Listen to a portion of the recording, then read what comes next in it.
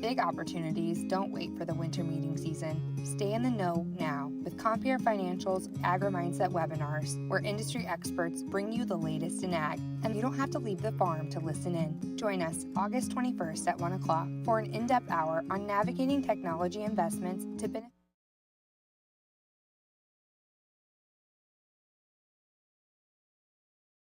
Lima Charlie, buddy. Okay, how about now? How's that sound? Still, I got you. All right, cool.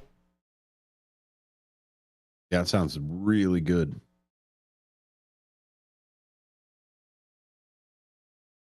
I'm 1 and 2. So you want 1 and 2 up? Yes, how it was before. All right. 1 and 2 is up. 3 and 4 is down. L and R is down. Perfect.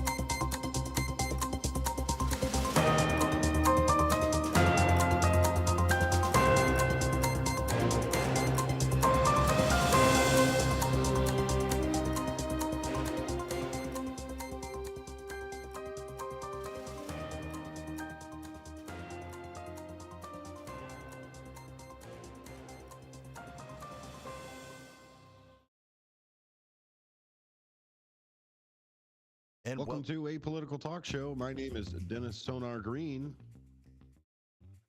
You are listening to WRMN 1410 AM and WRMN1410.com. Welcome in to the show. Again, my name is Dennis Sonar Green, and you are listening to A Political Talk Show.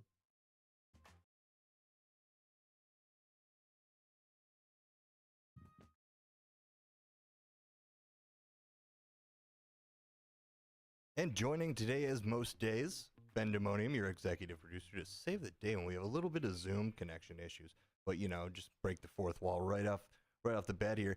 Today we are going to talk about some political topics. Obviously, it's a political talk show. We're going to try to keep it coming to you unbiased. And, yeah, today our focus is going to be the Electoral College, with which Dennis will go over here in a minute. Dennis, can you hear us? This is WRMN. I can hear the music coming back to me, but I cannot hear my co-host. That's probably because 1 and 2 is pushed down on his microphone. But we welcome everybody in. There you are. Welcome in, buddy. I appreciate you driving the 1s and 2s. Well, yeah, man. The 1s and 2s have been pushed up and down now due to instructions. That's okay. We got some training going on, right? Oh yeah, it's everyday training here with all these buttons, guys. Like, you should see the amount of times Dennis has pushed buttons, and then you could probably put in a clip of me pushing buttons as well, and then it would just go on forever. That's very true. And that's it. I mean, we've pushed a lot of buttons for a lot of years and a lot of times, and I think we're really good at batting a 99%. Pretty good with that side of it. Welcome in to the show, everybody. Really appreciate you being here on a Candidate Tuesday. Now, we didn't bring anybody in to speak with us today because there was something that was really itchy, an idea that we had all sat around and talked about here. And one of those was the Electoral College aspect of everything that we're doing. And a lot of people don't understand where that comes from, why we use an electoral college. Why don't we just one vote, one person, right? It just go from there. Why do we have to have this, I guess, this separation? Because when you live in a state that's locked into a color, does it really matter with the vote if we don't go based off of the overall popular vote, as they tend to call it from there? So if you look even then historically, the popular vote has only been won by the red side since Reagan one time, and that was after 9/11, where George W. Bush had actually won the popular vote for his second term. After that, have not seen it. Even then, it is even on course now that Donald Trump will be the three-time, I guess, non-winner. I know he doesn't like that word loser, but it would be three times that he did not win the popular vote. Even if he wins again, as far as the electoral college, he's on pace not to win that popular vote again. So states like Illinois that are solid blue, that are going to be that direction probably for the foreseeable future for a while, it goes back to that: should you vote if it doesn't really count? Because those members are going to go over there, and we are going to answer that question for you. And we are on a path that we may actually end up in a tie where nobody gets 270. That is the race. That's the magic number out of 538 of the electoral college votes. That's what we get. Why 538? Ben, do you know that math there? Ben doesn't right now. Ben stepped out Oh. to the other room for just a minute, so you're stuck with Dean's me, driving Stoner. Yeah, I got. Thanks, buddy. controls. Talk about you know pushing why? buttons. I came running. I said, I want to push. I want to be a part of this fun too. So go ahead. That's it. Do you know why it's 538? As far as the total is concerned, Yeah, of why we've got of the entire United States, we've got 538 electoral votes up for grabs. And each state is awarded some of those points. Do you know why we hit 538? I don't know. Well, there's 100 senators, so it goes based off of the senators and the representatives together. And representatives are based off of population. How large is the state from the last census, and therefore they divvy up those extra bits that are there for it. But it's always a race to 270. The problem is it's one of these missing number type of things. Is okay, we got 50 states, everybody's got 2 senators. So right there, that's 100 people. Add the 435 representatives, and you end up with 535. Dean, can you guess where that extra 3 comes from? Well, it can't be from the top, but Yeah, well, it's not from Puerto Rico. It's not No. from anything else. It's from DC. because they're not an actual state. DC is it's a district of Columbia. Exactly. But the 23rd Amendment added the minimum number of electoral votes for Washington, D.C. Okay. So the minimum obviously is the 3. 2 senators, and then the 1 extra just for having a somebody to represent you from for your state in the House of Representatives. So that's where we get 538. And one of the great things that are out there, and a wonderful tool. Now, there's obviously the race to 270 is a good one. I like 538.com because that also will give you those polls that are sitting in there for it.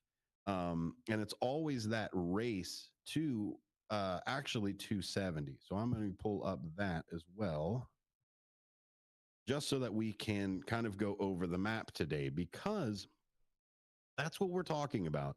We're talking about why is it not just the popular vote? Why can't it just be everybody has the same representation, right? If I put a vote out into the world and I elect somebody for that thing, I should be able to get that same representation. So they talk about, I mean, my goodness, it was almost 200 million people that voted in the last one. I think it was closer to 150 if I had to guess. But because what Trump got 67, 70 somewhere over there, and 86 million for the Democrats. So that math comes into about 150, and that ends up being on that side. Obviously, the blue team um, got that a few 20 million more than Trump did. Biden got more than Trump. So the race is always to 270, and it turns out in this election here there are a lot more toss-ups. There are a lot more states that are polling in that margin of error. Even nationally, if you go to 538 polls, that is projects.538.com. Hey, there's my guy. I What's up? appreciate you being over there, buddy. Yeah, man, anytime. Busy on the podcast front today. Oh my gosh, absolutely. You had Terry Crews on, buddy. I'm not Yeah. going to interrupt you doing an interview with Terry Crews. Real cool. Well, I wasn't interviewing him. I've actually, I just started thinking I've only done a handful of interviews in my career, but it feels like I've done much more because I'm always here recording them and making them sound good as they can be. So You ran that interview. yeah. Don't let Marcus Ogden take all the credit. Well, yeah, it's not. It really isn't me doing the interviews, but if you want to say it is, I guess I'll take the credit for it. Okay, you had an interview with Terry Crews. You didn't interview him. You Sure. had an interview. Yeah, no, check out the podcast, Bailey and Buck Unplugged. They dropped a couple weeks ago and got some really great guests coming up. So that's one of our new cool podcasts we're doing. Also, we do Get Authentic with Marcus Ogden. A bunch of cool stuff for business-minded people, for mental health focus, and really anything you want to talk about. There's almost nothing off limits with these podcasts. Very unfiltered and cool content. So just plug them a little bit. And yeah, we got cool jobs. That's what we're doing. That's what I'm busy doing. Yep. And if you want to reach out and get your own podcast, just like the elites that are out there, that would be Ben Boquest at WRMN1410.com. Schedule a consultation with us. We will gladly talk about shows. We love talking shop with as many people as possible that we've got going on here. So we're talking about the Electoral College. Now that Ben's sitting here with me, we'll go ahead and look at just the general side that's happening now. So what's happening right now of who's ahead in the polls in the general election side of it is Harris is now up by 2.4. Now we've started to see a little bit of a drop. Her peak was right after the 18th, where it averaged out that she was actually 3.2 ahead. And now we're sitting with the most recent polls of 2.7. Now, remember, when we went into the 16 election, Hillary Clinton was up by 3.5, I think, when we actually went into the day of. So it's one of those things that that it is not a place when either side for anybody to get complacent. This is an election for the voters versus the couch is really what this is this is either going to be an incredibly apathetic turnout where everybody's just going to go, oh, I'll tell you what, I just don't care anymore. I don't want to be a part of this anymore. Or it's going to be somebody who goes, no, we need every single one. And that's what they're going to say every time. We need every single one that goes out there and gets it. And this is where a lot of people have that disparity where they turn around and they say, well, I feel disenfranchised because the college votes are going to go either way. So if you are a person who is on the red team and you live in a blue state, or you're on the blue team and you live in a red state, it's just, and these are solid colors as they've been for a while. If you want to look at where the polling goes state by state, actually in color, instead of just the polls as they come in from 538, you can go to 270towin.com, and that will actually give you a full on map. It'll tell you which states are safely red or safely blue, and then it'll also show you some of these toss ups that are here. Now, some things lean back and forth to one side or the other, but we're actually starting to see polling wise that a lot of these states that are normally red or normally blue are actually starting to become toss ups. Even recently, Ben, Texas is now a toss up state, which is insane to me. Yeah. Yeah, that is very interesting. Yeah, I Yep. wouldn't see where it would go. And Texas is a whopping 40, 40 points, man. That is a lot. You thought Pennsylvania was going to be the key. If Texas is the toss up for this, my goodness. Are they an all or nothing state? I believe so. Yeah. So there's a Wow. lot of them that are. Nebraska is not. Maine is not. And I think there's one more. No, for what I've seen, it's pretty much Maine and Nebraska are the two, and they go by congressional districts. So when we broke out those numbers, every state automatically gets two because of their senators.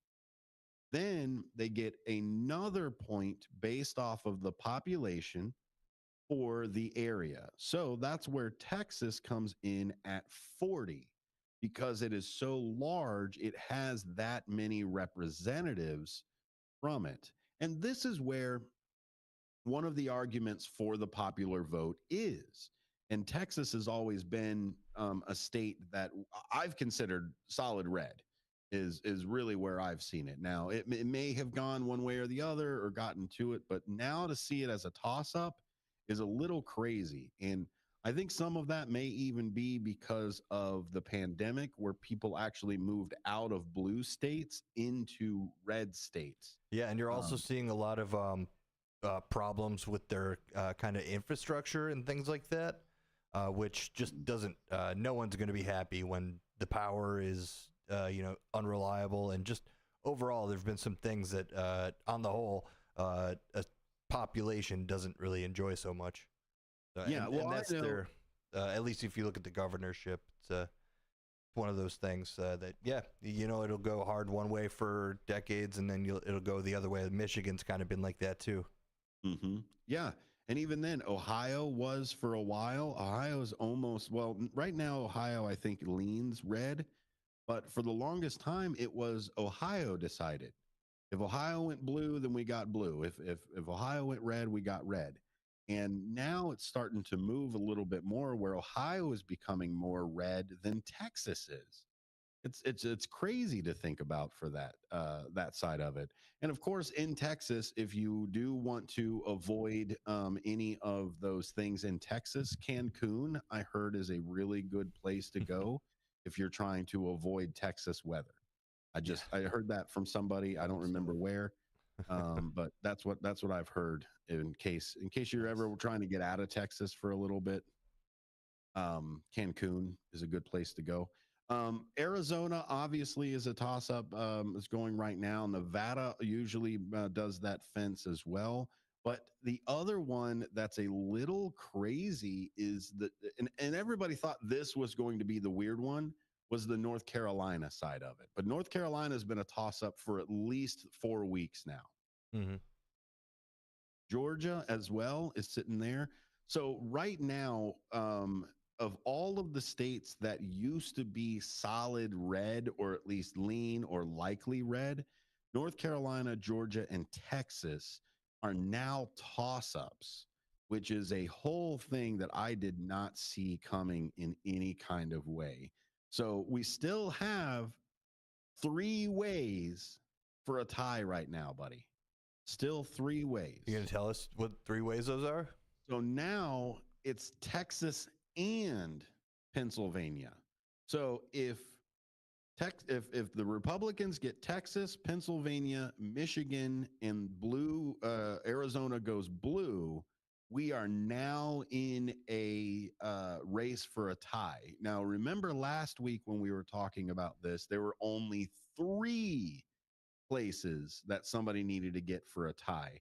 Now, every single tie combination starts with Texas and Pennsylvania and Michigan going red and Arizona going blue.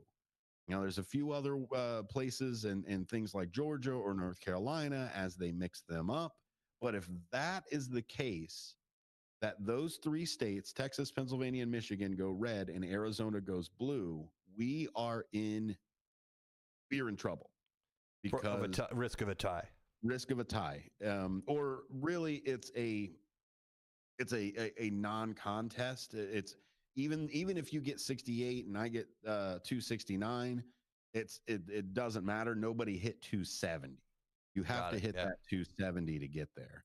And a lot of it is because now Texas is 40. So if Harris wins Texas, she wins the whole thing.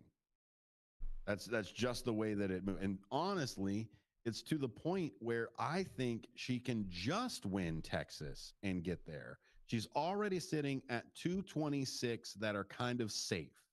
There's 181 that are solid blue. You got Washington, Oregon, California, Illinois, the ones that usually go blue, right?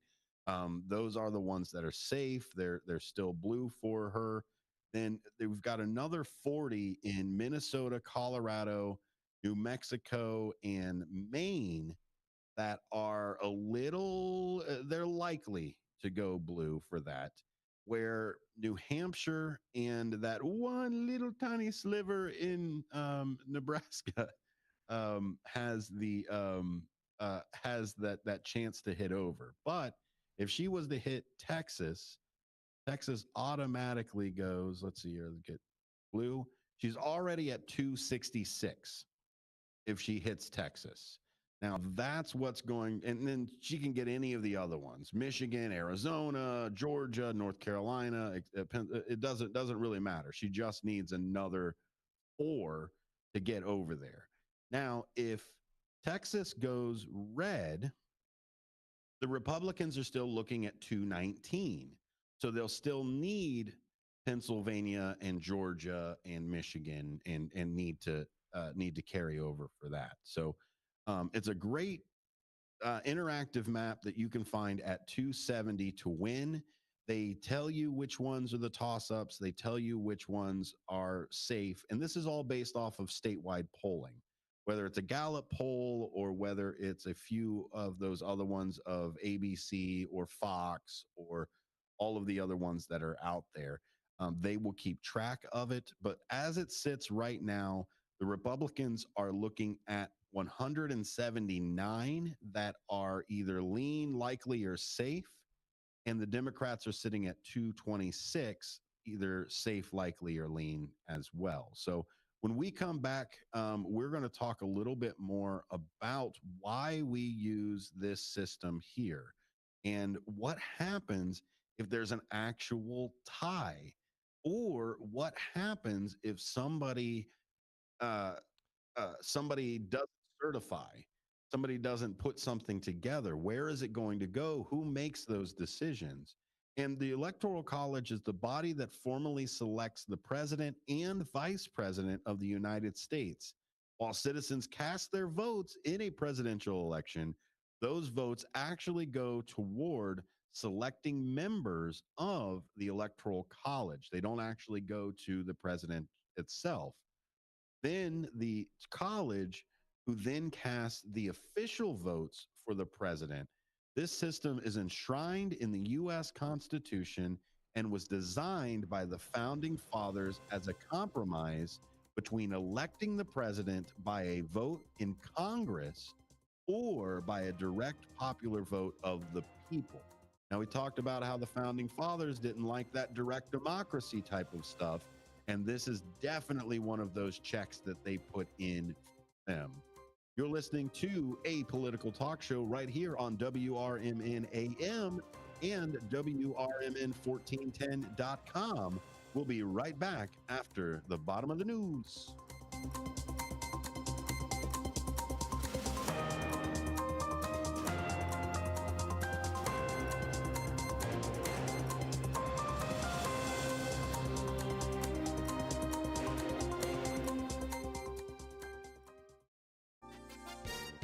your 1410 WRMN News Flash, I'm Sean Kernan. Brought to you by the U.S. Postal Service. Join the Elgin Police Department on October 2nd for their next Coffee with a Cop Day. It's happening from 9:30 until 10:30 a.m., and community members are invited to gather at the Baker Hill Pancake House located at 1279 Dundee Avenue, October 2nd from 9:30 to 10:30. The Illinois State Police are continuing to investigate a deadly crash involving a solo vehicle near westbound Route 31 off-ramp on Interstate 90. 29-year-old Azizabek Akhmedov of Carpentersville was behind the wheel of a 2018 BMW when he collided with a concrete sewer wall. The accident remains under investigation. As Halloween approaches, the city of Elgin is gearing up for its Halloween extravaganza, promising an evening packed with family-friendly fun. The free event welcomes everyone to a trick-or-treat inside the local police department Tuesday, October 22nd. Find out more by contacting the Elgin Police Department. With your 1410 WRMN News Flash, I'm Sean Kernan. Progressive presents Renter's MVP's Most Valuable Possessions. Today's MVP, Joe Fallon's bedroom mini fridge. Sure, this pint-sized chiller's max capacity is 3 soda cans, but what it lacks in stature, it makes up in cooling strength. Each beverage a perfect 37 degrees every time. And the 2 feet Joe walks to get a drink, priceless. That's why his mini fridge is today's MVP. Keep your most valuable possessions protected by bundling your renters and auto insurance with Progressive. Progressive Casualty Insurance Company affiliates and other insurers not available in all states. Whether you own a local business or a global one, you're always looking for ways to position your operation to create opportunities and move on them faster. With Bank of America, you get access to experts, award-winning insights, and business solutions so powerful you'll make every move matter, locally and globally. Visit bankofamerica.com/banking for business to learn more. What would you like the power to do? Copyright 2024 Bank of America NA. With your 1410 WRMN News Flash, I'm Sean Kernan. Brought to you by Pfizer.vaxassist.com. As Halloween approaches, the city of Elgin is gearing up for its Halloween extravaganza, promising an evening packed with family-friendly fun. The free event welcomes everyone to a trick-or-treat inside the local police department Tuesday, October 22nd. Find out more by contacting the Elgin Police Department. Join the Elgin Police Department on October 2nd for their next Coffee with a Cop Day. It's happening from 9:30 until 10:30 a.m., and community members are invited to gather at the Baker Hill Pancake House located at 1279 Dundee Avenue, October 2nd from 9:30 to 10:30. The Illinois State Police are continuing to investigate a deadly crash involving a solo vehicle near westbound Route 31 off-ramp on Interstate 90. 29-year-old Azizabek Akhmedov of Carpentersville was behind the wheel of a 2018 BMW when he collided with a concrete sewer wall. The accident remains under investigation. With your 1410 WRMN News Flash, I'm Sean Kernan. Progressive presents Renter's MVP's Most Valuable Possessions. Today's MVP, Joe Fallon's bedroom mini fridge. Sure, this pint-sized chiller's max capacity is 3 soda cans, but what it lacks in stature, it makes up in cooling strength. Each beverage a perfect 37 degrees every time. And the 2 feet Joe walks to get a drink, priceless. That's why his mini fridge is today's MVP. Keep your most valuable possessions protected by bundling your renters and auto insurance with Progressive. Progressive Casualty Insurance Company affiliates and other insurers not available in all states. Whether you own a local business or a global one, you're always looking for ways to position your operation to create opportunities and move on them faster. With Bank of America, you get access to experts, award-winning insights, and business solutions so powerful you'll make every move matter, locally and globally. Visit bankofamerica.com/banking for business to learn more. What would you like the power to do? Copyright 2024 Bank of America NA.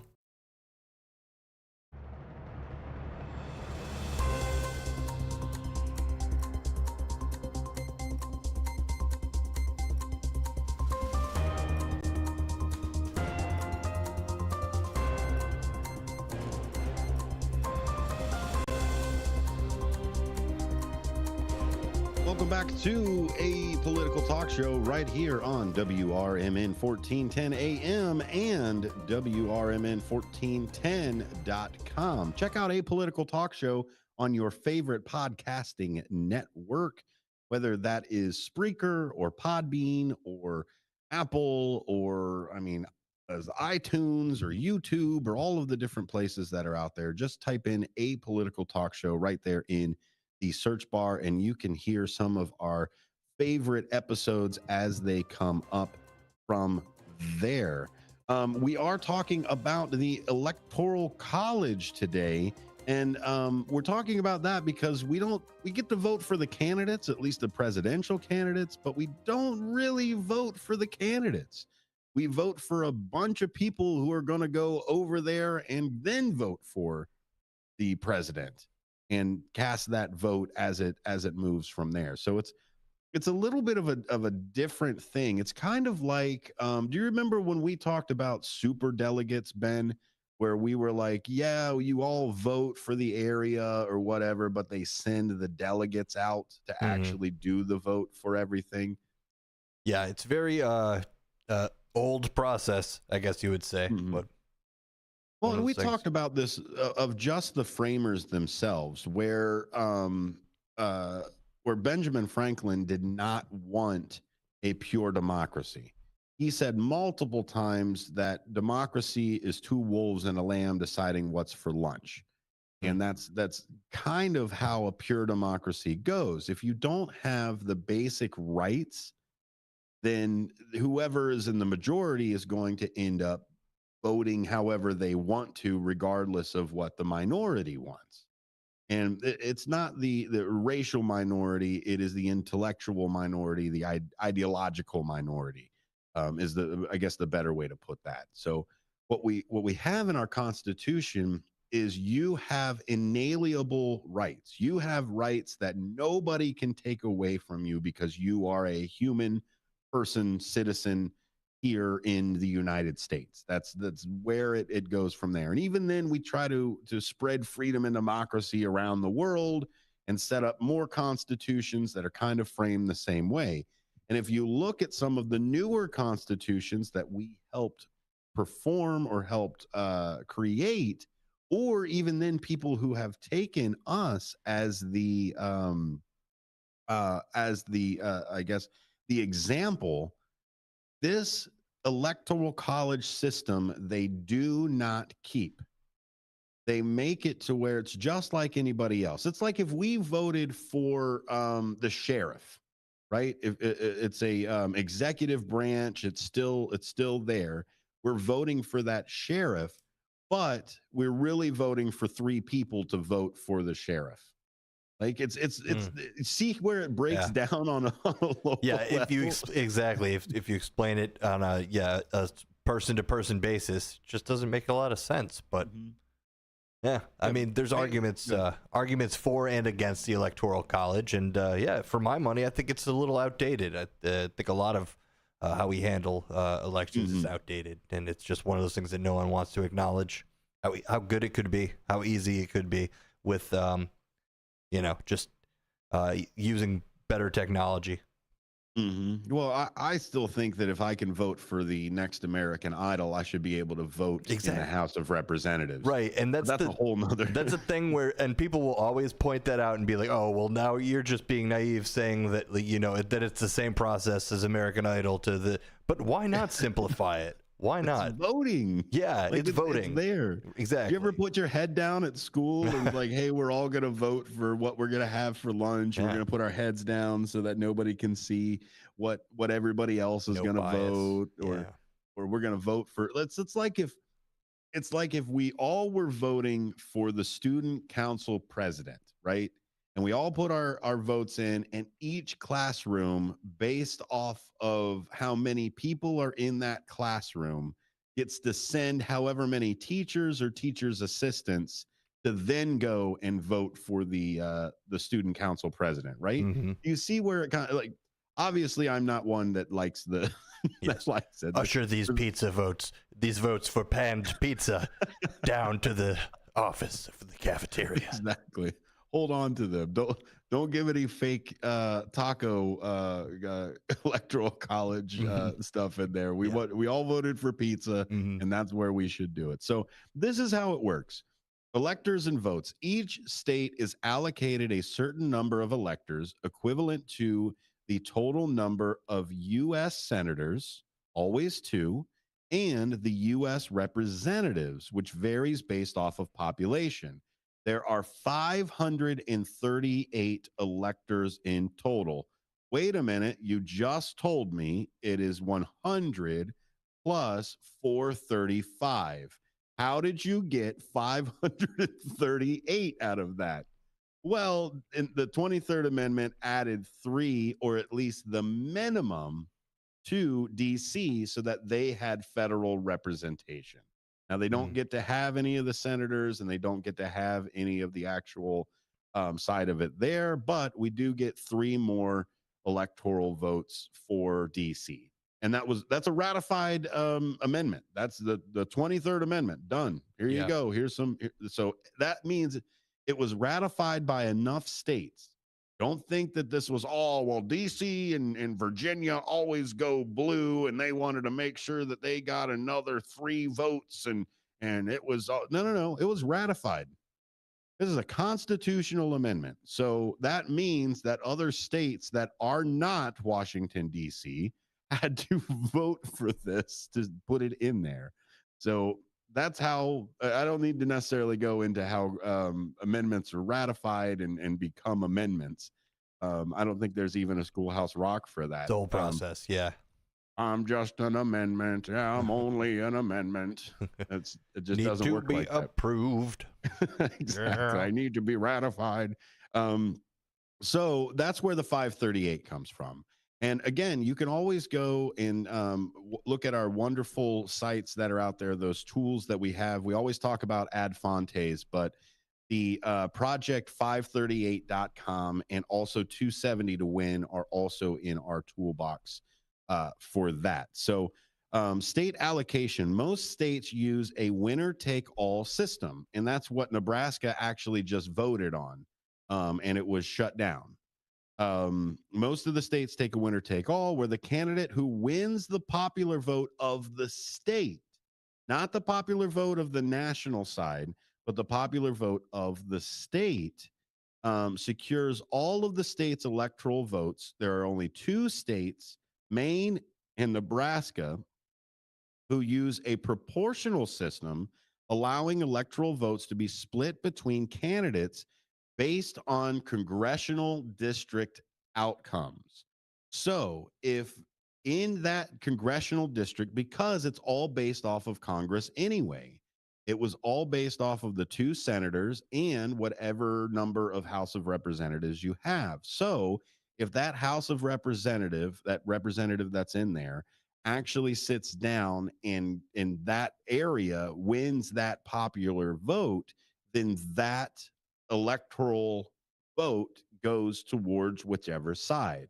Right now, on both of them, both Maine and Nebraska are actually split. It's not a whole red state straight through or a whole blue state straight through, which is where I think that really helps kind of understand where we are with our stuff. Now, by all means, Nebraska has 4 votes going against the 1 blue. There's 4 red against 1 blue in Nebraska. And of course, there are 3 Maine blue versus 1 red in Maine. But that gives you kind of closer to what we're talking about with that popular vote aspect of it. So this is where the role of the popular vote comes in. Although the popular vote determines which electors are chosen in each state, it does not directly decide the president. Instead, the electors meet in their respective states to cast their ballots for president and vice president, which are then sent to Congress to be officially counted. The other thing is the Electoral College timeline. The Electoral College process spans several weeks after the general election in November. The electors cast their votes on the first Monday after the second Wednesday in December. And Congress formally counts the electoral votes in early January, finalizing the election. So you end up voting for the electoral college, and those members then spend the next little bit kind of pulling together and doing their votes. And with their votes, they are then ratified or certified through Congress, where the vice president is there to certify the vote as well. Enter Mike Pence in that same kind of vein. So, or in this time, it will actually be Kamala Harris. So Kamala Harris is not only running, but is also going to certify who is going to be the next president, which is where Al Gore was going to do it. I believe Nixon also had the opportunity to do it as well. So we're looking at this not being the thing that's it's it's it's not unprecedented to do a double negative.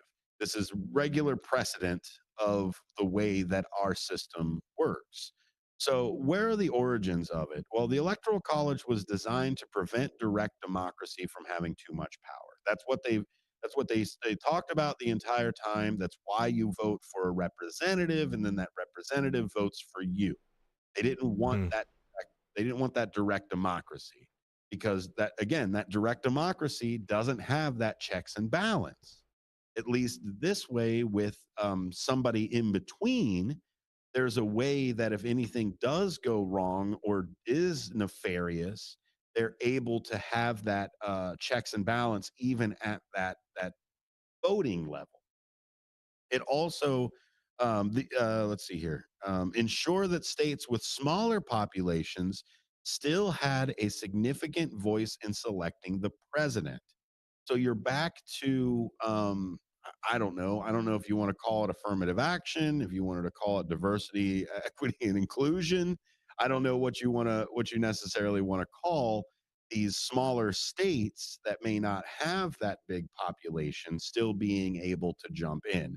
I argue it's still one person, one vote, regardless of if it's a small state, big state, whatever. Mm. It's still one person, one vote if you take it directly from the popular vote. And the third thing is it acts as a buffer between the general population and the selection of the president, ensuring that the electors could act as intermediaries if the public made an uninformed choice. Mhm. So if that doesn't sound elitist, I don't know what necessarily does. Oh, the population picked the wrong guy or the wrong gal. Yep. So, you know what? We're just going to, just pick somebody else just in case. So, Yeah. Call these stop gaps. exactly. Well, they wanted to, when they wrote the Constitution, they did not look at people who didn't own property or who were just vagabonds or anything like that. They didn't really look at them as like legitimate citizens. Like you still lived here, you still paid taxes, you still were involved in what have you, but you didn't have stock in the country. You didn't own a business. You didn't have like you Right. hear And kind of that right now. this is the time where it was almost impossible to like keep a census and things like that. And yeah, like if you didn't own land and really get out and own something or work in your community, you just were kind of off the books. Yeah, and you could just change your name however you wanted to. You could travel from town to town and do the whole voting thing if you like. So they wanted to make sure that because they could not verify every single one and every single thing, they wanted to make sure that it was there. So here are the pros and cons for it. Now there is a coalition just before we head out. There is a coalition that is a few states that have started to agree that if whatever the popular vote is what they're going to do. In the articles of the Constitution, it says that the state is allowed to decide how their elections are run, which is why Georgia turned around and said, you know what, we're going to we're going to count everything by hand. So they're allowed to do that. Now, is that going to bog down the system? Is it going to maybe add more chances for somebody to, you know what? Oh, I counted this one by hand. It goes in the garbage. There may be some of those, or put it in there. Sure. But that's what Georgia decided they wanted to do. And that's what they'll do. Now, there are some people who argue that a hand count is more accurate than the automated count, and I don't know. I'd have to look at more studies for that to begin with. but I would assume that they're pretty similar. Just one is faster than the other. They use both to verify each other. So it's in there. So here are the pros and cons. So the supporters of the Electoral College argue that it preserves the federal nature of the United States by ensuring that states, not just individuals, have a key role in presidential elections. So that doesn't sound like small government to me. That sounds like big government. Yeah, right off the bat, too. Protects the interests of smaller, less populous states, which might otherwise be overshadowed by larger states like California and New York or Texas, in a direct popular vote system. So what that ends up being is maybe some of these smaller states like Nebraska, who only have 5 to give away, they might get overshadowed in that same kind of process where they're trying to vote for somebody else. It's a lot of the rural states that are the mid states, the ones where there's more land than people. That kind of side to it. When you look at some of those maps where they're like, oh, all of the counties went to the whatever and all of that. It's like, oh, it'd be great if those were like people. Yeah, you're coloring in the gaps, the fields. Yeah, it's like maybe 4 people to that county. Like, yeah, and it's like in general, I understand it's just kind of frustrating to everybody. Like you look at Illinois, which has been completely blue for almost seemingly, I guess, forever. And then, but you take a smaller look at the districts map, and it's a lot of red communities throughout the state. And then in the most populated areas, like usual, densely blue. So it's one of those things, and that's kind of an opportunity to point out the beauty of America, where it is at some point compromise. The communities are able to elect whoever they want, and it's just representatively, I guess, to use the same word twice in a row. The last one for pros is I don't really see this as a pro, and the people who do use this as a pro, I can see where you would want some more of this stability, but it provides the stability by making it difficult for third-party candidates to win, thus ensuring that presidents are elected with broad-based support across the country instead of just somebody who grabs the popular side of it and then everybody writes in Mickey Mouse. So yeah, I could see where it goes, but to me, that's not a pro. I want more third parties that are in there. So, and you could also argue that it kind of promotes that. If anybody gets that, then they're just that kind of fervor or whatever you would call it, the excitement of a movie star candidate or whoever, a sensational candidate. And we've definitely started seeing that happen. Yes, and I do agree that it locks in the 2-party system easier. I don't agree that is a pro. Is really where I'm sitting at it. I'd agree. So the critics of the system they say it can result in the president being elected without winning the popular vote, as it happened in 1876, 1888, 2000, and 2016. In these cases, the candidate who won more votes nationally lost the electoral vote. Hillary Clinton won the popular vote. Hillary Clinton is more popular than Donald Trump. I hate to say that because it hurts me almost to say something like that, because I didn't vote for her either. And the issue is that what it does is I think it undercuts the popular vote. And maybe that's the case, is why it should be that way. But I think it undercuts the popular vote in a negative way. Now, there are some states, like I said, that are putting together this coalition that once they reach enough states to equal 270, they're going to turn around and say, look, we're going to sign this promise that whoever wins the popular vote nationwide will get our electoral votes. There's a few of them that are doing that. Like, I think Michigan's part of it. I think California is part of it as well. There's a few states that are jumping into it. I probably should have done those researches for there. But the critics of the electoral system says it gives disproportionate influence to the smaller swing states. So one of the pros that the pro says is good, the con says it's bad. Smaller swing states, because most states are reliably Democratic or Republican. Candidates focus much of their attention and resources on a small number of battleground states: Florida, Pennsylvania, Wisconsin. They'll throw more time into there. And then this is the biggest point that I've got for the con, and we brought it up at the beginning of the show. It can discourage voter turnout in states where one party dominates. You want your vote to count in California? Get rid of the Electoral College. If you are a Republican who lives in California and you want your vote to count for the presidency, get rid of the Electoral College. Right there. One person, one vote, done.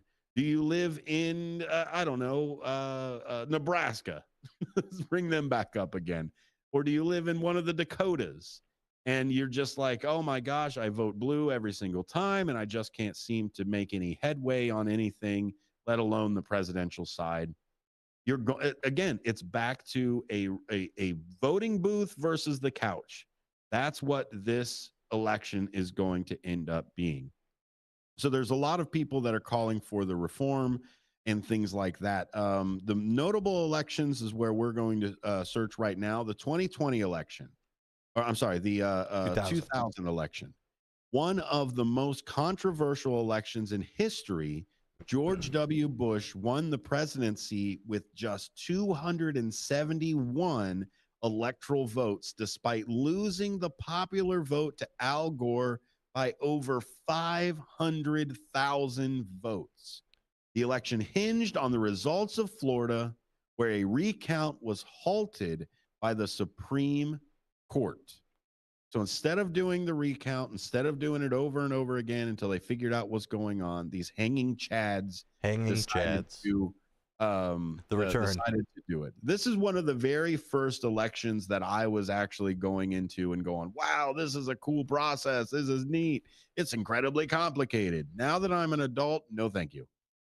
No, thank you. I remember at the time, the kids in my class were all like, it was so crazily contested that everyone had to choose sides and, go over which side they were going for. So it started young, the bipartisan nature for us. There it is. Hey, we're running out of time on this hour. So what we're going to do is we're going to talk about ties in the next hour. We're going to talk about what happens if they don't make 270. What 270 to win? If you've got 268, I've got 269, and we cannot figure it out. Oh boy, it is going to be what they call a procedure. Thanks for listening to A Political Talk Show here on WRMN 1410 AM and WRMN1410.com. More Electoral College talk after this.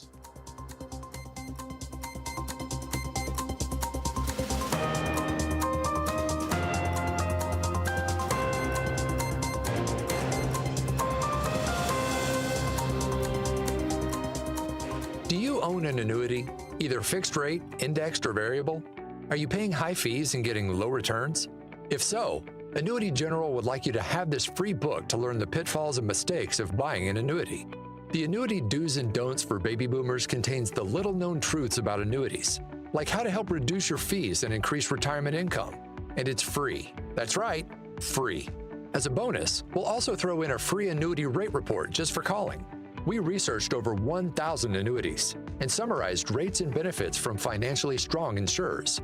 You get Annuity Do's and Don'ts for Baby Boomers and the Annuity Rate Report, both absolutely free, for calling Annuity General today.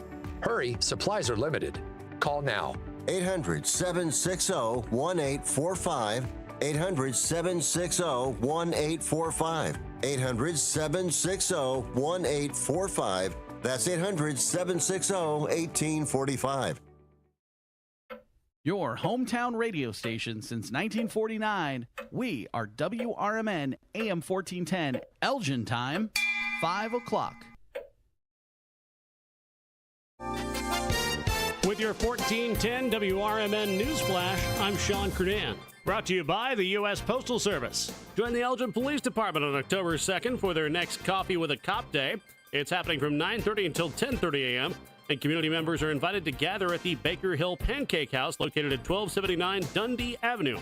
October 2nd from 9:30 to 10:30. The Illinois State Police are continuing to investigate a deadly crash involving a solo vehicle near westbound Route 31 off-ramp on Interstate 90. 29-year-old Azizabek Akhmedov of Carpentersville was behind the wheel of a 2018 BMW when he collided with a concrete sewer wall. The accident remains under investigation. As Halloween approaches, the city of Elgin is gearing up for its Halloween extravaganza, promising an evening packed with family-friendly fun. The free event welcomes everyone to a trick-or-treat inside the local police department Tuesday, October 22nd. Find out more by contacting the Elgin Police Department. With your 1410 WRMN News Flash, I'm Sean Kernan.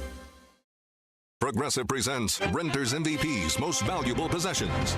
Today's MVP, Joe Fallon's bedroom mini fridge. Sure, this pint-sized chiller's max capacity is 3 soda cans, but what it lacks in stature, it makes up in cooling strength. Each beverage a perfect 37 degrees every time. And the 2 feet Joe walks to get a drink, priceless. That's why his mini fridge is today's MVP. Keep your most valuable possessions protected by bundling your renters and auto insurance with Progressive. Progressive Casualty Insurance Company affiliates and other insurers not available in all states. Whether you own a local business or a global one, you're always looking for ways to position your operation to create opportunities and move on them faster. With Bank of America, you get access to experts, award-winning insights, and business solutions so powerful you'll make every move matter, locally and globally.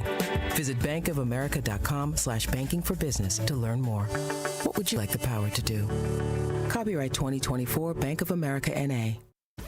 Businesses come in all shapes and sizes. Integrity doesn't. For more than a century, the Better Business Bureau has set the standards for how businesses should operate honestly and ethically. So when you're looking for a business you can trust, check to see who's BBB accredited and who isn't. Always choose the better business. Look for the BBB seal because it's looking out for you. That's why it's the sign of a better business. And find a better business anytime at bbb.org.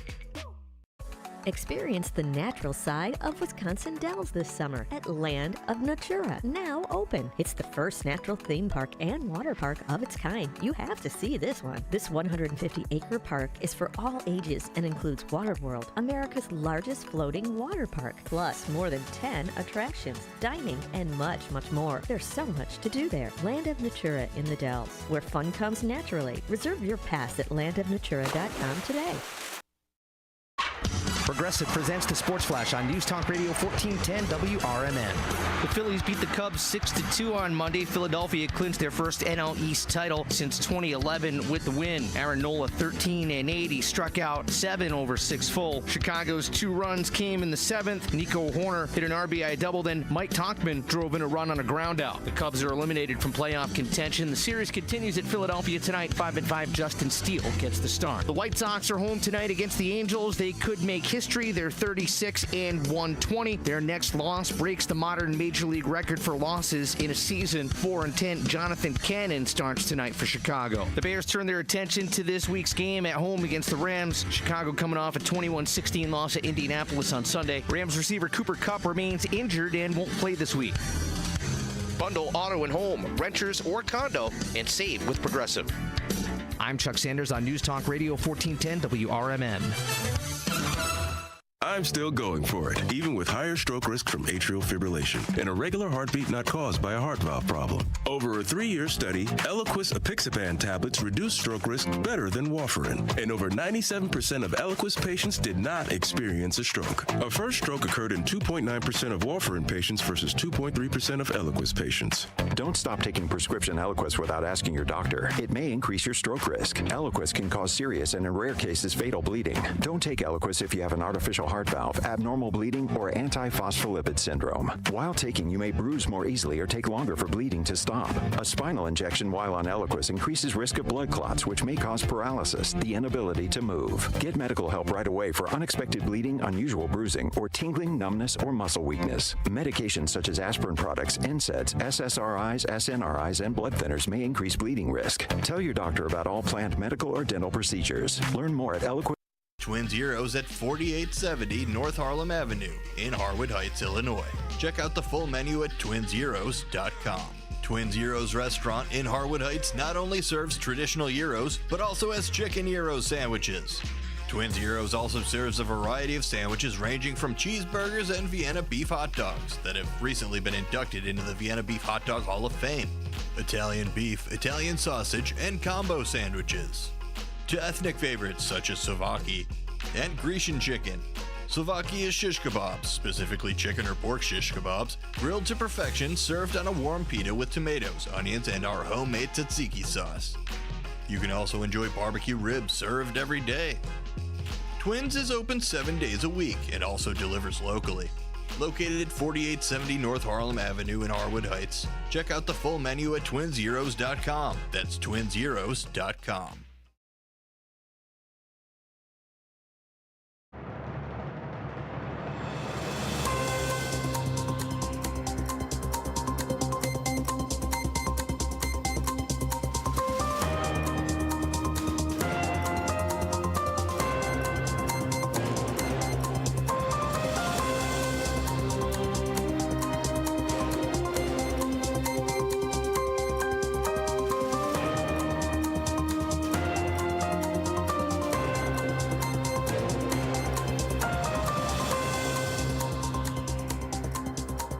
Welcome back to A Political Talk Show right here on WRMN 1410 AM and WRMN1410.com. My name is Dennis Sonar Green, and I'm walking you through this last hour of A Political Talk Show. And joining me, as always, is executive producer extraordinaire, Bendemonium Boquest. Thank you, sir, for being here and talking with us today. Always a pleasure. Happy Tuesday, everybody. Wow. Forgot what day it was already. Early in the week for that, but it's what it is. Tuesdaying it up. Busy Tuesday. Hope everyone else is being productive on their Tuesday and busy. Yeah, I mean, I think Tuesday is like the workhorse of the day. Like, obviously, like everybody gets pulled 6 or 7 directions on Monday, but like you really crack down and get some work done on Tuesday. Yeah. So that you can finish that work on Wednesday morning, and then you got hump day to relax, wrap up the stuff on Thursday, and then goof around on Friday, right? Mm-hmm. Is that how the office culture works? Yeah, we're gonna be goofing around at the streaming the live football game on Friday. Hey, that's right. We've got the live football game over at Hampshire. The Whippers will be playing. We'll have Jeff Myers. We'll also have Marcus Mack over there. I think it's going to be a phenomenal game, just like it was a couple weeks ago when we did the last one. It was really cool to watch it right there on YouTube on the WRMN radio channel for it. Yeah, it's like just a cool part in the media industry where we're at with the technology and everything, that you could watch the local high school game on the TV there. There you go. It's cool. I would have loved that in my day, to be able to see how the football team's doing. Cool. Yeah, no, it's fun to be able to do it. I ran I was lucky enough to have like a local channel for our for our high school. Well, it was kind of like the public access channel for the city. Well, but yeah, like, I was just talking nothing around. I was talking about this with Mark earlier. You're from Ohio, where there's a big focus on high school football, I'm sure. Oh yeah. And the more rural area you get out to, people really care about their teams and their high school teams. And where I'm from, more dense, and there's just so many high schools that people are like, all right, high school football, I get it. Mm-hmm. But another out high here, school, it's a little different. Yeah, it means it's Friday Night Lights. So happy to be bringing that to the community. Yeah, it's really neat. Where I grew up in St. Mary's, Ohio, or at least went to high school in St. Mary's, Ohio, it's like not a lot of people doing anything. Like there's maybe like one town has the bowling alley, the other town has the McDonald's. Like it's just it's like Right, the that good type of- McDonald's. exactly. We go to the good McDonald's. Like even then, our town had the McDonald's, and then the next town over had the Wendy's, and then the other town over there had the Burger King. And so it wasn't like it is now, where like every town has one of those, or in this area. And that's kind of where I cut my teeth in broadcasting as well, is in that high school sports side of it. I used to run the camera on the field, and then I got upgraded to the booth. I didn't run any of the play-by-plays or nothing, but I got to run the camera up near the booth. So nice. That That was my first job too. Yeah, my first job in right out of school was doing Benedictine games. So just being the wide shot, it was just pretty easy. You just stand there and make sure the camera didn't blow over in the wind or whatever. The director told you that's good. That's a nice shot. Now don't move it, and make sure it stays right there. So cool. I did it mostly so I didn't have to pay for the games to get in. There you go. Like after a while, they just like recognized me and were just like, go in. Even if I wasn't like running camera that day, they were still like, he's part of the AV club. Go ahead and put him in there. The perks. Yeah, it was great. It was a good time, and I'm glad that we can bring some of that magic of the high school sports and the high school flair to WRMN, and also represent the Hampshire Whippers that are over there, white and purple, as they go. If you have a high school that needs to be covered, or if you've got an event that needs to be covered, like Wings on a Prayer that are happening at Wing Park this Saturday, the Push worship group is going to play there with a bunch of other people. That's actually starting pretty early. I think around 11 or 12 is where we're going to see that. So go ahead and go to Wing Park there in Elgin and go and get your praise on over with Push Praise and Worship Band. West Side Fred runs that, and it's great to see him run that for. I got to actually jam with him just the other day, man. I went over to his stuff. He's got just like maybe 2 blocks away from the station. He's got a jam room that they've got set up over there. It was good. We played some Jimi Hendrix. It was some good stuff. I think they're looking for more members of the band. So if you want to try out, go ahead and hit him up. I got maybe the kazoo, little kazoo experience. That'll do it. I could do harmonization. Pretty good at that. Melodies. Head up Wing Park here this Saturday and go meet the band. The Push Worship Group over there at the Wing Park. Wings on Prayer, I believe, is the band or the event, and that will start I think right in the afternoon on Saturday. So lots of great things that are happening this weekend. Stay tuned to Friday, where Dean DeLaley will actually be taking the 2 to 4 o'clock and letting everybody know what's going on over the weekend. All the different events where you can take the lady out to. The boss lady and I really need to get out and start looking a little bit more into the area. So that's where I'm looking forward to hearing Dean's show on Friday from 2 to 4, and he'll be able to break that down for us. So breaking down the Candidate Tuesday that we've got over here, we already went over why we need 538 people to decide what the other 400 million of us really want to do. It's just slightly less than like 1 million people per person. It's crazy to think of it that way, of these 538 electoral college members are going here in December, are going to decide who we've got and what we're going to do. Now, we all get to vote in November, but they don't decide, I don't think, until, what was it? It's some weird thing of where they do it. Let me pull it real quick. Here it is. They vote the first Monday after the second Wednesday in December.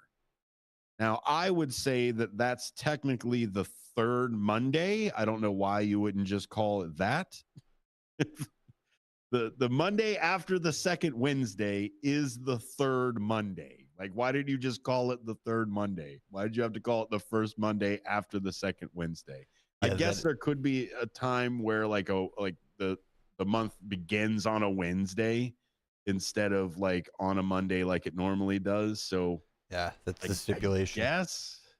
Yeah, that's why? some powdered wig level speaking right there. I know. Why didn't you just I get it. I guess I don't know. I don't to protect the populace from themselves. Well, exactly. Yeah. Use these. The elites.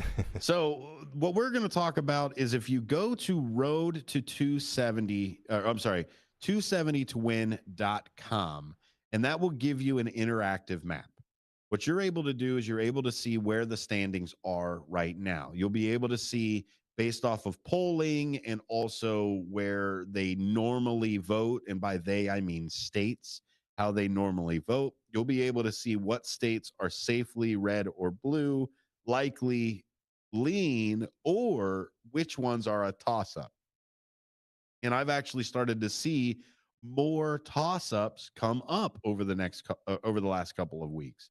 The biggest surprising one, as we talked about in the last hour, Texas. Texas is a whopping 40 electoral votes. California definitely comes in on the higher end of 54, but Texas comes right in with that 40. And for the longest time for me, I automatically put red for Texas, right? Solid blue for California, solid red for Texas. And to see that now be a toss-up state, it is absolutely a sign of the times of where we are in this back and forth, my side, your side, 50-50, just toss-up type of side to it. And the biggest people that are getting hit with this being a toss-up are definitely the Republicans, because with this, they were already sitting with their 40. They were already sitting, I think, at like 216, somewhere around there. 179 plus 40 puts it at 219. Sorry, as it moves through there. I'm trying to do math quickly on the air. Is never recommended. Yeah, don't throw it to me. No, I'll try not to. Because then it's just two of us going. I just have to bring it. Yeah, you'll never have a calculator in the real world, huh? No, exactly not. Or you'll never be able to say it. Like you could literally say, "Hey, smart speaker, what is 179 plus 40?" Mm-hmm. Now, I should know that as a citizen who is of voting age. Yeah. I should know that. But either way, that was the crazy thing for me as far as the toss-ups go, because what this does is it adds 3 different ways that it could end up in a tie. And that tie comes out to 269 by 269. And that's where we're running into some of these combinations. Now, it starts with Texas, Pennsylvania, and Michigan going red, and Arizona going blue. If those 4 states go that direction, we are in that danger zone of having a tie. So if Michigan goes blue or Arizona goes red, then we don't have to worry about a tie. It's going to be decisive one way or the other. Now, as far as the popular vote goes, that is already estimated to be blue.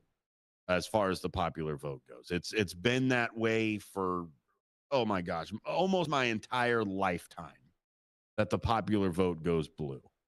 It's just the way that us as Americans are voting.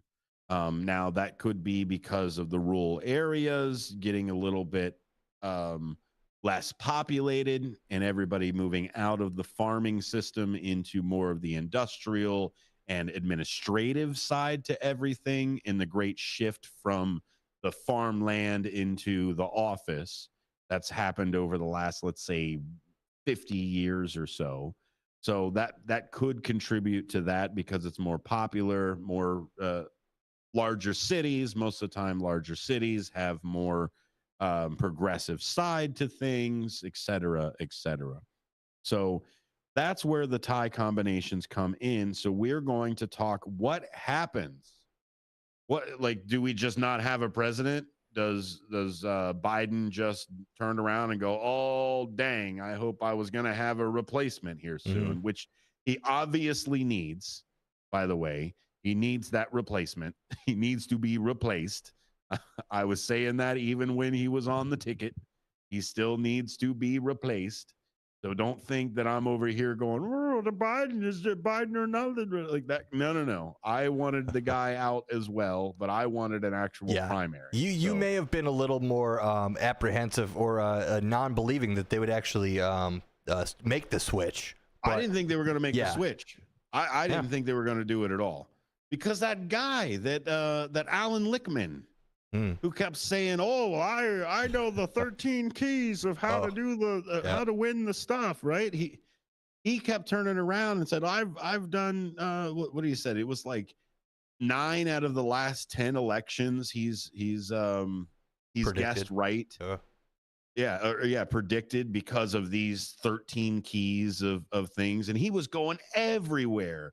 Going, Biden shouldn't drop out. Biden shouldn't do this. And I'm like, they're going to keep listening to this guy. Yeah. It's obvious. It's obvious what is happening to Biden. Let's let this guy go out to pasture like he said he was going to. Yeah, that's what it comes back to. That was the biggest thing for me. Is the guy said 4 years, and I'll spend these 4 years handing it off to somebody else. And he didn't. They had to force him out, which, whole nother thing. It's over. I don't have to necessarily spend brain power on it right now, but it will be something that people talk about for decades and if not centuries to come, if America is still here. I think Rome didn't make it 300 years, so we're working on it, buddy. The land will be here. Confident in that. Yeah, well, the world itself, I guess, will be here. Yeah, but who lives on it and in what nationality may be a whole nother side of it. So we're going to talk about the tie. Let's talk about, in the event of a tie in the U.S. Electoral College, which there are 3 different ways right now. Now, right now, if you look at 270 to win, there are 27 combinations for Democrats, and there are 22 combinations for Republicans to win on either side. But there are 3 incredibly scary tie combinations. And again, they deal with those 4: Texas, Pennsylvania, Michigan, and Arizona. So in the event of a tie, when no candidate receives the necessary 270 electoral votes to win the presidency, so even then, if somebody doesn't break 270, doesn't matter what number they got to, 69, 68, whatever's got them, and that's if districts don't certify, which is going to be a whole nother mess, and we can go into that as well. But if they don't hit their 270, the U.S. Constitution outlines a specific process to determine the winner, and this is the process. The House of Representatives chooses the president. Simple as that. If the Electoral College is tied, the decision moves to the House of Representatives, but not all representatives vote individually. Instead, the House votes by state delegation. Each state gets 1 vote, regardless of its population. A candidate needs the majority of state delegations, currently at least 26 out of 50, to win. Representatives from each state delegation meet to decide how their state will vote. The outcome in each state depends on the majority vote within that delegation. And whichever candidate wins the majority within the state receives that state's single vote. So let's break it down. 435 members of the House of Representatives all go to their respected states. Then within their state representation, they decide on one person that will then vote for that state. And so if you are a Democrat in a Democratic representative in a Republican-led majority state, then more than likely they are going to put the Republican as the delegate for there. But even then, even when it's just the actual House, they still want to make sure there is a buffer. They still want to make sure that it's not a one person, one vote thing. And it's just mind boggling to me of this is how much they hated direct democracy that they wouldn't even let representatives who were already elected to decide that one vote. So that's where even more they wanted to make sure there were checks and balances for it. Yeah, and back in those days, it was the vice president and was just the second person in the votes, right? So yeah, that was for a while until I think I gotta think about it. I think there was an article, Article 5 of the Constitution. I wish I was a constitutional professor. It would be really easy to do this show, but since alas I am not Jamie Raskins, I'll have to guess at it. But I do believe it was changed. If I had to guess, it was probably around like the teens of the presidency when we had a few of them that were in there. I think it's constitutionally that side. I'd have to look at it, but I think it was either a law that was put up or it was a actual amendment, if I had to guess. Yeah, I would think it would be an amendment. Yeah, I think it was. So, but this is where the Senate comes in. And the Senate will actually choose the vice president then. So how crazy would it be is if we end up with a tie and it's either Donald Trump and Tim Walz as our president and vice president, or it's Harris and Vance. Like that could happen in a tie. In a electoral tie where they are the same number of 269, that would be even crazier because right now the House of Representatives is controlled by the Republicans. I think they've only got maybe one or two votes in there for it. And then Schumer and the Democrats control the Senate.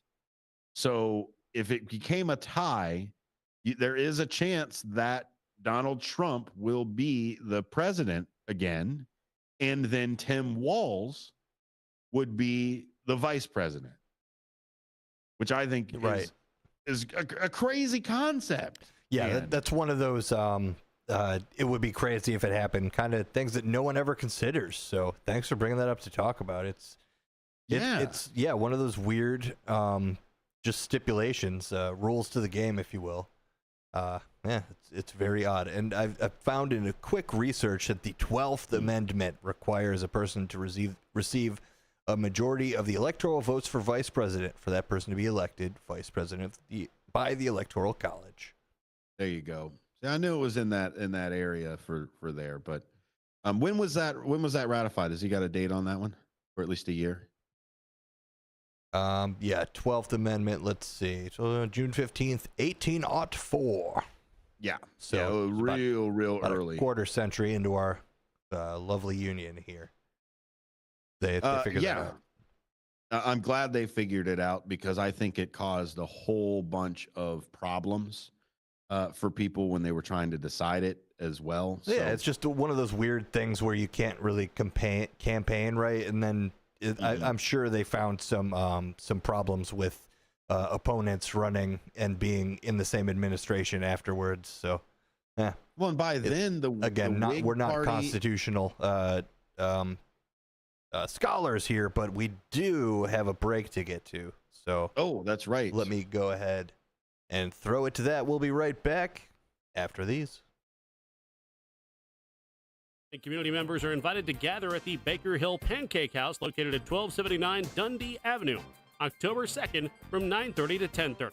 The Illinois State Police are continuing to investigate a deadly crash involving a solo vehicle near westbound Route 31 off-ramp on Interstate 90. 29-year-old Azizabek Akhmedov of Carpentersville was behind the wheel of a 2018 BMW when he collided with a concrete sewer wall. The accident remains under investigation. As Halloween approaches, the city of Elgin is gearing up for its Halloween extravaganza, promising an evening packed with family-friendly fun. The free event welcomes everyone to a trick-or-treat inside the local police department Tuesday, October 22nd. Find out more by contacting the Elgin Police Department. With your 1410 WRMN News Flash, I'm Sean Credan. Progressive presents Renter's MVP's Most Valuable Possessions. Today's MVP, Joe Fallon's bedroom mini fridge. Sure, this pint-sized chiller's max capacity is 3 soda cans, but what it lacks in stature, it makes up in cooling strength. Each beverage a perfect 37 degrees every time. And the 2 feet Joe walks to get a drink, priceless. That's why his mini fridge is today's MVP. Keep your most valuable possessions protected by bundling your renters and auto insurance with Progressive. Progressive Casualty Insurance Company affiliates and other insurers not available in all states. Whether you own a local business or a global one, you're always looking for ways to position your operation to create opportunities and move on them faster. With Bank of America, you get access to experts, award-winning insights, and business solutions so powerful you'll make every move matter, locally and globally. Visit bankofamerica.com/banking for business to learn more. What would you like the power to do? Copyright 2024 Bank of America NA. With your 1410 WRMN News Flash, I'm Sean Credan. Brought to you by Pfizer.VaxAssist.com. As Halloween approaches, the city of Elgin is gearing up for its Halloween extravaganza, promising an evening packed with family-friendly fun. The free event welcomes everyone to a trick-or-treat inside the local police department Tuesday, October 22nd. Find out more by contacting the Elgin Police Department. Join the Elgin Police Department on October 2nd for their next Coffee with a Cop Day. It's happening from 9:30 until 10:30 a.m., and community members are invited to gather at the Baker Hill Pancake House located at 1279 Dundee Avenue, October 2nd from 9:30 to 10:30. The Illinois State Police are continuing to investigate a deadly crash involving a solo vehicle near westbound Route 31 off-ramp on Interstate 90. 29-year-old Azizabek Akhmedov of Carpentersville was behind the wheel of a 2018 BMW when he collided with a concrete sewer wall. The accident remains under investigation. With your 1410 WRMN News Flash, I'm Sean Credan. Progressive presents Renter's MVP's Most Valuable Possessions. Today's MVP, Joe Fallon's bedroom mini fridge. Sure, this pint-sized chiller's max capacity is 3 soda cans, but what it lacks in stature, it makes up in cooling strength. Each beverage a perfect 37 degrees every time. And the 2 feet Joe walks to get a drink, priceless. That's why his mini fridge is today's MVP. Keep your most valuable possessions protected by bundling your renters and auto insurance with Progressive. Progressive Casualty Insurance Company affiliates and other insurers not available in all states. Whether you own a local business or a global one, you're always looking for ways to position your operation to create opportunities and move on them faster. With Bank of America, you get access to experts, award-winning insights, and business solutions so powerful you'll make every move matter, locally and globally. Visit bankofamerica.com/banking for business to learn more. What would you like the power to do? Copyright 2024 Bank of America NA.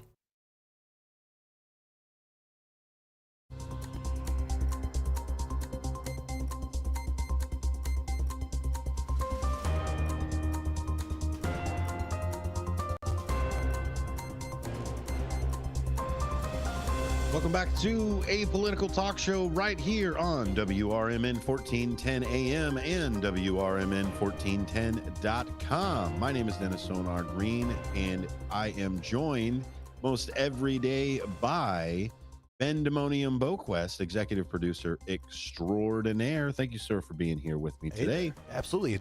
Rainy day on Douglas today. Not much else to do. It's, I like these rainy days, though.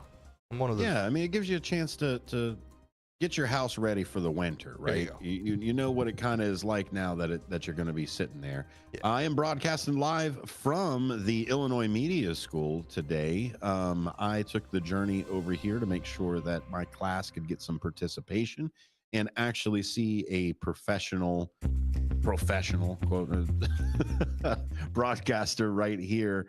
And make sure that I'm here for the early announcements to be part of it. If you are interested in learning what Ben and I do every single day, we talked about how Ben talked to Terry Crews today, just to set up the side. I've actually set up a few celebrities Zoom calls for the first time. We did an interview with Mario Andretti, and he had never done Zoom before in his entire life. Nice. So we gave him a call and set that up. I mean, anywhere from people like Barry Katz or oh my goodness, that's experience. My cool thing I used to say was we did a phone interview with Yakov Smirnoff. So that was kind of cool. That was pretty cool. That is pretty cool. Yeah. I mean, that's the type of stuff that we teach over here at Illinois Media School. It is a vocational school, just like if you wanted to be a welder or an electrician or a carpenter, you would need to go to some sort of journeyman or go to a vocational school for it to learn that vocation. So media is in that same realm.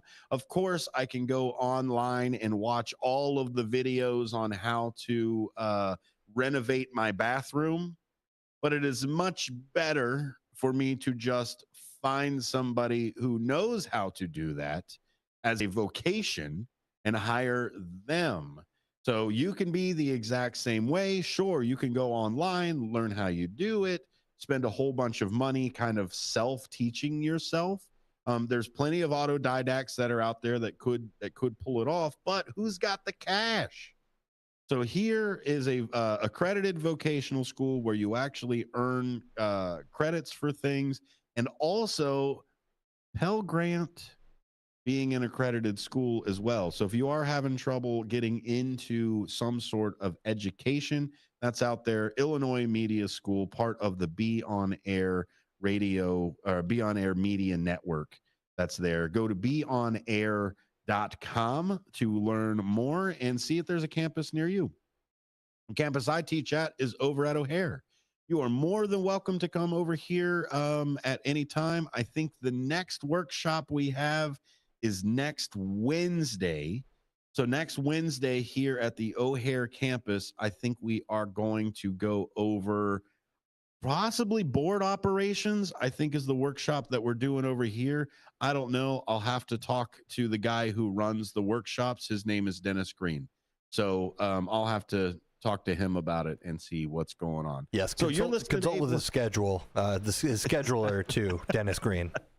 Exactly. My name is Dennis Sonar Green, and I am here to walk you through some apolitical, some nonsense that is here. So we're just going to wrap up our tie, and then we'll go into the headlines.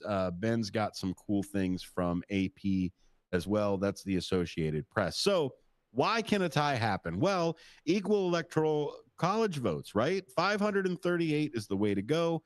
That is 100 senators, 435 representatives, and the 3 just whomevers that DC sends, or really just has to drive down the road, I guess. Yeah, in the town.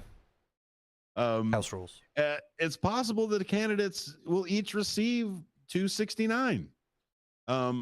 Thanks, DC, for doing that. I mean, before you didn't have to worry about it so much.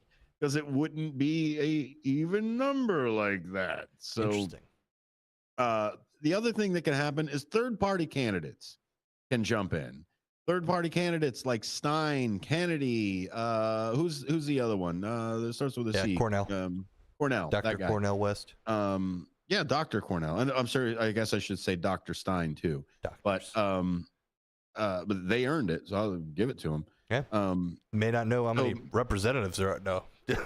Exactly. We saw that. Yeah, they may not know how many representatives they actually hire, but they're there. And then even then, like I didn't know until I looked it up. Right. Even then. Yeah. Like it was a little gotcha.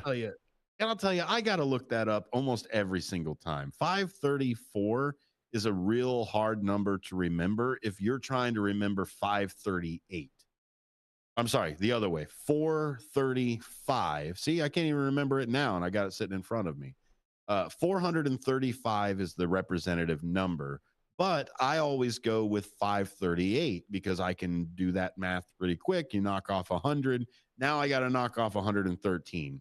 Thanks, 23rd Amendment. So anyway, the third-party candidate can come in and actually take some of those votes.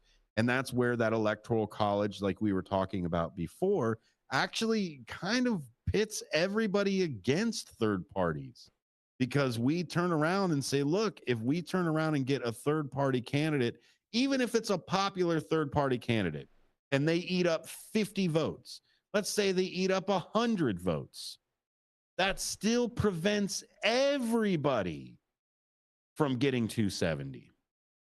And that's the issue with it, is it discourages the third party in the system at all. Mm-hmm. Now, there's a lot of people that not only want popular vote, but they also want rank choice voting with a lot of things. And we may go into that as well when we talk about legislation, or if we talk about candidates as well. That's a big one that a lot of people are pushing towards, even in the libertarian community, buddy. And if the libertarians are after it, then it's got to be good. It's there. So the other thing is the faithless electors. Although rare, electors could potentially vote for someone other than the candidate. And that would then come in to nobody hitting the 270 as well. So that's another side of getting something like that. Famously, in one year, there was someone who either made a written typo or forgot who was running, and there was a vote for Mr. John Ewards, which was nobody who was on the ballot at the time. It wasn't the 2000 election, or 2004 election. So, interestingly Speaking enough, about that not has being happened. on the ballot, man, have you heard Montana? Have you heard Montana sending out the ballots without Harris's name on it? What? Yeah. Wow. Yeah. Wowzers. They sent out the what do they call it? The absentee ballots, and they did not put Harris's name on it. That's quite the typo, quite the omission. Like, what is going on here with that? So it's just.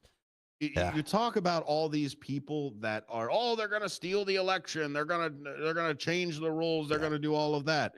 Look at it, you, buddy, not putting the name on there. Look at it, you, Georgia, not sticking with the way that you counted the last time. Look at it, you, Nebraska, putting a vote in where everything is a winner take all. So it's not. It's not the people that are claiming the fraud that's happening with this electoral interference. It's the other team that's claiming the electoral interference that's doing these things. It's always some sick type of projection nowadays, I feel like. Oh my gosh. Why, Ben? Why not just play fair? It's too Come on. Because you lose. Because you lose. Exactly. And it's also why you won't get rid of the electoral college. Flat as that. Anyway, then this is where the gerrymandering comes in as well. So the role of the swing states in the gerrymandering in a tied election, state delegations in the House are critical, right? We just talked about that. And so the gerrymandering, where they draw up to where there's a super majority in that state. Now, if there is a tie, you're able to then sway everything based off of that gerrymandering. Maybe there are 5 red to 1 blue, or 6 blue to 1 red, or wherever you do it. I'm not telling you that only one side gerrymanders. Look, they always change the rules to stay in power. And we've talked to many, many, many candidates about that same problem. I'm not going to name them because I don't like pulling people out of the closet. But what happens in the tie, of course, is the House of Representatives. The president is decided by the House of Representatives, and the vice president is decided by the Senate. So we do not want a tie. So to reiterate what would show a tie: Texas, Pennsylvania, and Michigan going red, Arizona going blue. Those 4, as it stands right now, those 4 states go that direction. We hit our tie. Now, there are a few things here or there. Georgia, North Carolina, and Wisconsin and Nevada are all there to kind of make up the rest of it. But those 4, Texas, Pennsylvania, Michigan, and Arizona, those 4 make up the tie.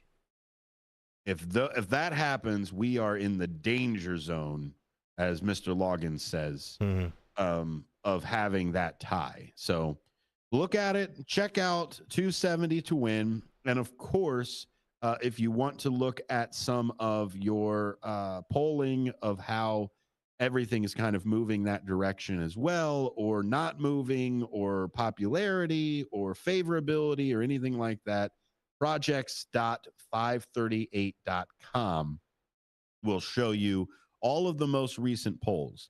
And those polls are based off of registered voters, likely voters, and of course, adults as well, just adults in general, as it moves. So right now, as the way that the overall national poll hits, from right now today, September 23rd, Harris is up by 2.7 after she dropped a few percentage points as well. And and now that Kennedy is kind of off the side, Trump's numbers are starting to go up too. So we'll see where it lands. Please, please, please, American people, don't make it a tie. Please. Right. Please don't make it a tie. I don't want to see President Harris and Vice President Vance, or President Trump and Vice President Walz. I don't want to see that. That's weird. That's incredibly weird. Yeah. It's that old Chinese curse, man. May you live in interesting times. Please stop. Let's make politics boring again. I want to sit here and talk legislation. I want to sit here and talk statistics. I don't want to talk cult of personality. I don't want to talk he said, she said type of stuff. Let's talk politics in a normal type of way. Yeah. Can we get some 1990s politics going on, please? Yeah. And you hear about it after almost every election cycle is election reform in one way or another. So when is that going to happen? Get rid of the Electoral College. Yeah, reform. How is it going to be caught up to speed? There's so many ways, and it's just we're so caught up in campaigning 4 years at a time, forever. That we set it and forget it, buddy. Yeah, so many people are busy. Mitch McConnell's win. Exactly. Yeah, so many people are busy, like ensuring that all the crazy moving parts work together to get our system to work. That that there's no one to think about, making it an easier, better system for everybody. So it's just one of those things. Sustainability. It's sustainable in a weirdly spinning its wheels type of way, I would say. It's true. Hey, you sent me over an art piece. Yeah. Or a piece about an art piece. Yeah, and from the Associated Press. Apparently the whole thing was art. So that's just the blanket excuse for this whole thing. So what happened? What's going on here? Okay, this is an article from apnews.com. Thanks, guys. A man smashes Ai Weiwei's sculpture at an exhibit opening in Italy. So artist Ai Weiwei had a new exhibit open up in Bologna, Italy, which is it caught my fancy. Ai Weiwei in Bologna, Italy. Yes, and when Are you making this up? Right, it sounds very made up, and the source is AP though, so they're associated. Okay. When I saw it, his name is spelled AI, so I thought it was an AI sculpture, and someone was like, a mad artist was going and smashing it for the purposes of the sanctity of art or whatever. Because you see a lot of that energy about AI type of art. But here's the article to shed some light on the whole story. A man smashed a sculpture by Chinese artist activist Ai Weiwei during the private opening of his exhibition in the northern Italian city of Bologna. In an act of vandalism that this show's curator described Tuesday as a reckless and senseless act. The large blue and white porcelain cube was part of the exhibition, Who Am I?, inaugurated at Bologna's Palazzo Fava on Saturday. Italian media reported that local police arrested a 57-year-old Czech man who said that he was an artist who's known for targeting important works of art in the past.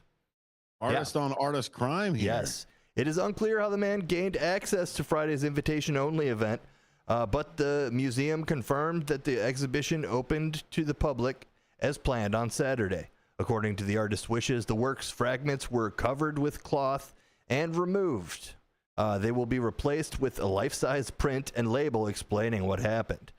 So an interesting note in this, I himself, or A, is known around the globe for making a creative statement destroying artwork with one of A's most famous pieces, dropping a Han Dynasty urn in 1995. Captures the artist as he drops a 2,000-century-old urn, allowing it to smash on the floor of his feet. So it's really, in looking at it, a full circle kind of example of how he started his career. And also this guy goes around and has that's his art exhibit, is that he goes and ruins other people's art exhibits. Yeah. Is this a setup? Is this it? Because in the rest of the article, they talk about how there were other pieces of the exhibit that were like designed around destruction as well. So do you think this was an invite only event? Yeah. So do you think that he kind of snuck him in to go out there and smash it? Like, it's going to be one of those things that like no charges were pressed and like, oh, we did art together. It's a collaboration. It's interesting. Interesting because the way that the quotes from the article painted as though he's actually very upset by it, saying, quote, the act of vandalism against, or this is actually someone from the museum. Never mind. The destruction of Ai Weiwei's depicts in his works as a warning against the violence and injustice perpetrated by those in power, and has nothing to do with the violent, potentially dangerous, reckless, and senseless act. So, yeah, it doesn't seem like it was they were in cahoots at all, but more so of a kind of like,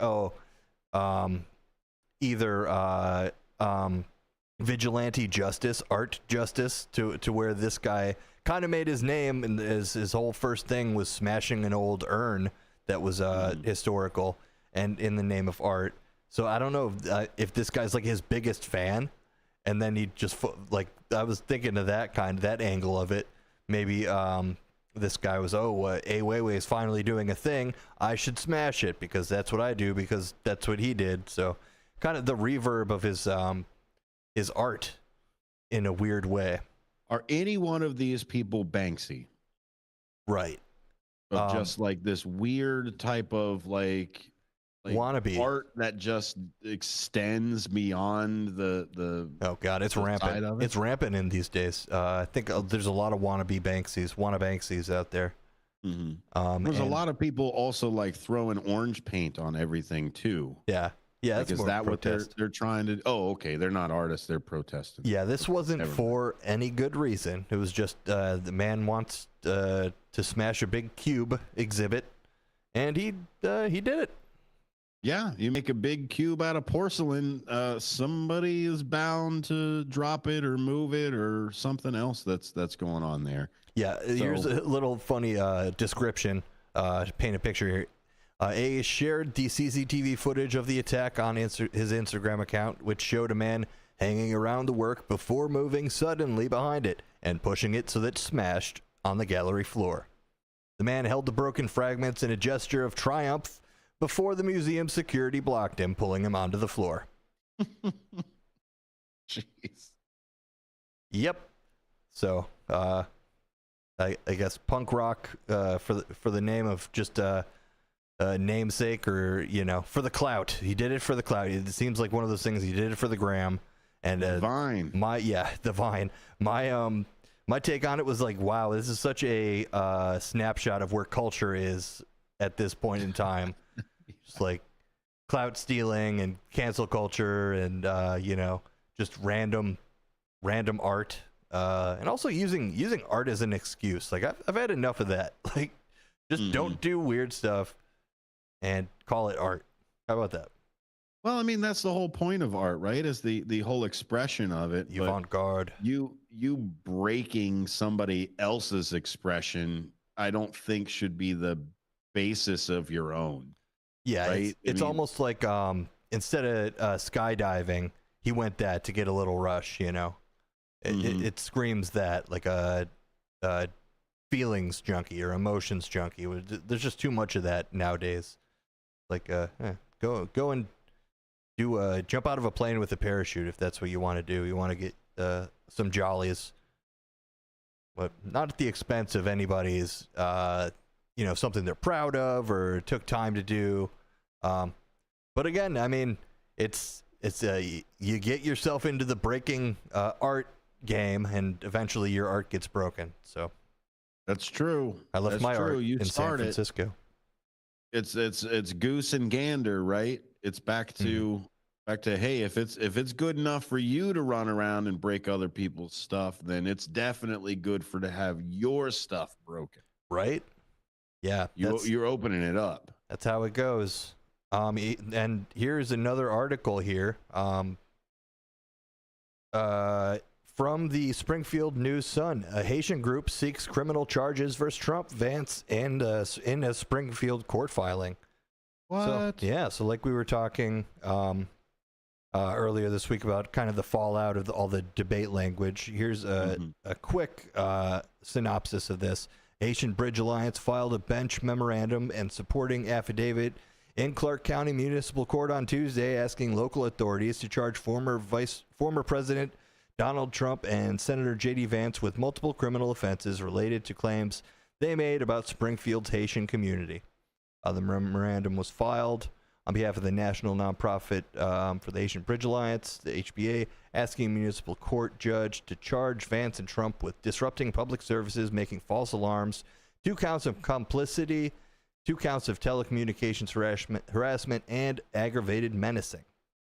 Well, I don't think they made the calls. They didn't do anything like that. So I don't know. They might get them in that whole, I don't know, conspiracy aspect of it, but you'd have to set up a whole nother RICO case on something like that. But he admitted it was made up. So I don't know what else you want to say about it. Yeah, I mean, it's another instance of kind of, you're gonna see what happens if you stoke those flames, and something's gonna happen. And not so sure what's gonna be the outcome of it, but stochastic terrorism, buddy. Exactly. It's won't somebody rid me of this priest? Is the way that it goes from there. Hey, that might be what we've got. So tastic. We might do that word for Word Wednesday. Thanks for listening to Candidate Tuesday. We'll be right back tomorrow. More apolitical talk show. Here's some Brian Kilmeade after the top of the news.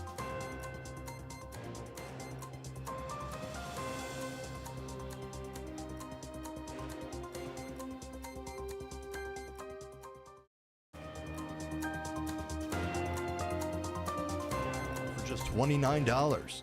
That includes consult, x-ray, exam,